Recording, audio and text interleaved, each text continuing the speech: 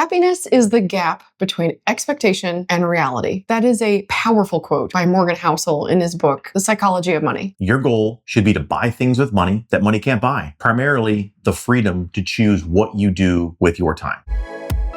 Away we go traveling.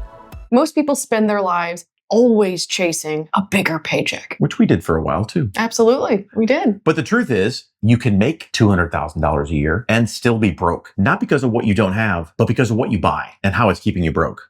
Today, we're talking about things that money buys that actually keeps you working much longer. And we're also talking about things that money can't buy that's arguably more important. Things like your freedom. In previous videos, we've talked about how we did early retirement by quitting our jobs, quitting our careers at the peak of our earning potential and the peak of our careers.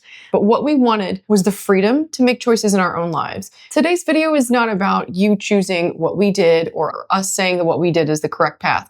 You having that choice is the ultimate freedom. We're conditioned to believe that success is a newer and nicer car, a better watch, living in a specific zip code. But what those things really are is a liability that's wrapped up to be packaged like a status symbol. Every time you get a raise, does your lifestyle increase? Is that lifestyle creep catching up with you? Because if your spending is increasing as fast as your income, you're not getting any wealthier. You're just running faster on the same treadmill. Financing your life for what you can't afford today means you're literally selling your future and your future life energy off to a bank. That new SUV may look great, but that might cost you 3 years of your work and life energy down the road. So is that really worth it? Money can buy the appearance of wealth, but oftentimes at the cost of actual wealth. You can be rich, you can have a lot of income, you can have a lot of great stuff, big house, nice cars, but that just implies what you have right now. Wealth implies long-term financial stability and your ability to choose whatever it is you want to do. To reference Kara's original quote when we started, stop moving your goalpost of happiness. If your expectation is here and your reality is here, you're always going to be trying to fill that gap. If you become happier with what you already have, if you're happy with the car that's paid off, if you're happy with the house that you live in, that you has a reasonable payment, and you're not tempted to buy a new car or a new house or to continually move every time you get a raise at your job to increase your lifestyle, now your gap for creating wealth gets much larger and larger. So really, to boil down the rich versus wealthy, rich is the outward appearance and a lot of stuff. Wealthy is literal freedom to make a life choice to get your life energy back.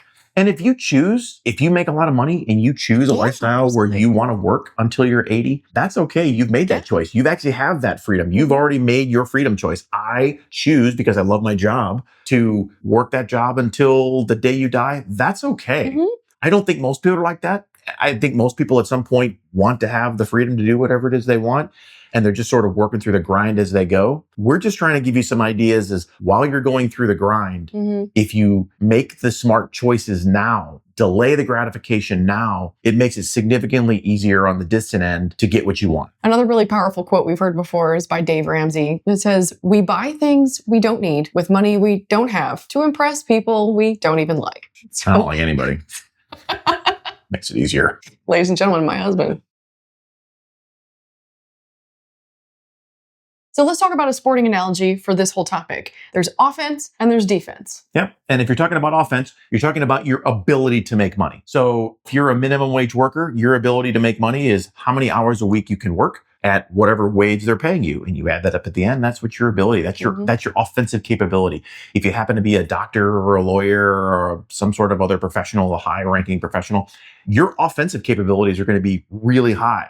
But you also may have some things in your career that force you to spend a lot of money. And when you're talking about defense, that's the amount of money you're spending, or more importantly, how much money you can save. If you are, if you're looking about defense, if you have a bucket and that bucket's got holes in it and you keep trying to fill it with water, well, your offensive capabilities are you can keep pouring a lot of water in it. You might go from $100,000 a year to $200,000 a year to $300,000 a year. But if you've got a hole in that bucket because you're buying a new SUV every year, or because you have to upgrade to a different apartment, or because you eat out every night of the year at really fancy places, the amount of holes in your bucket are going to greatly overwhelm the amount you can put in. No matter how much you can put in, you can only do so much. We only have so many hours in the day that you're working that can contribute to your wealth building. So offense is really important. How much you can actually make is really important, but what's way more important is your defense. Keeping your spending as low as you can. Again, keeping your expectations low, keeping the things that make you happy as low as they can, keeping those expectations in reality as low as they can means you're an incredible defensive player. There have been many people in history who have retired as multi-millionaires with very average paying jobs because they had their savings in there. And the most important thing in the world when you're talking about financial independence and letting your wealth grow is time and letting that compounding occur.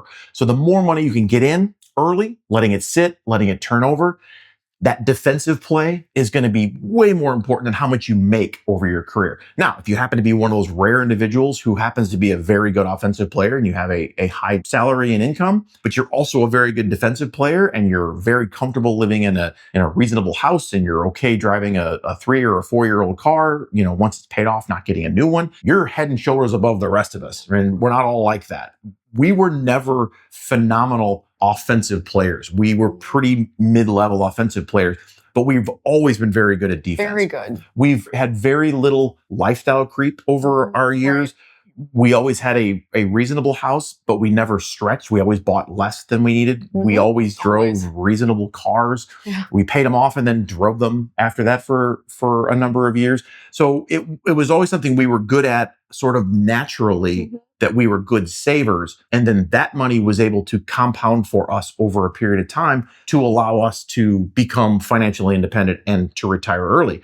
Had we been lousy on defense, we'd still be playing the game. Once you stop spending money, you realize that you're saving your money for things that it technically can't buy, but it can facilitate. So just because money can't buy more time doesn't mean that once you have money, now you can acquire more time by giving up your 9 to 5, by giving up the grind, by giving up the commute. So with financial freedom, you can't buy more hours in the day, but you can buy back your time from a 9 to 5. Yeah. That's financial freedom. Yeah. Studies show that money doesn't buy happiness past a certain point, but it does buy the freedom to walk away from a toxic boss or from a job you hate, or again, from that 9 to 5 grind that's just wearing you down day to day. True wealth is having the power to say no. Yeah, no to stress, no to things you don't want to do, yes to experiences you want, yes to time with family, yes to traveling, yes to whatever it is you're choosing to do. And again, that goes back to what are you choosing to do? You may not choose the lifestyle we chose, but we want you to choose what you want to do. And there are methods, tried and true methods that work to getting you to that point. So the goal isn't to die with the most stuff. Nobody's going to write your net worth on your tombstone. The goal is to live a life on your own time and your own terms. Living a life within your means isn't about depriving yourself. It's about prioritizing what it is you really want in life. So if you're working towards early retirement or just trying to remove yourself from the normal treadmill, drop us a comment. Let us know what you're doing in your path and what you're doing to succeed. Thanks for watching.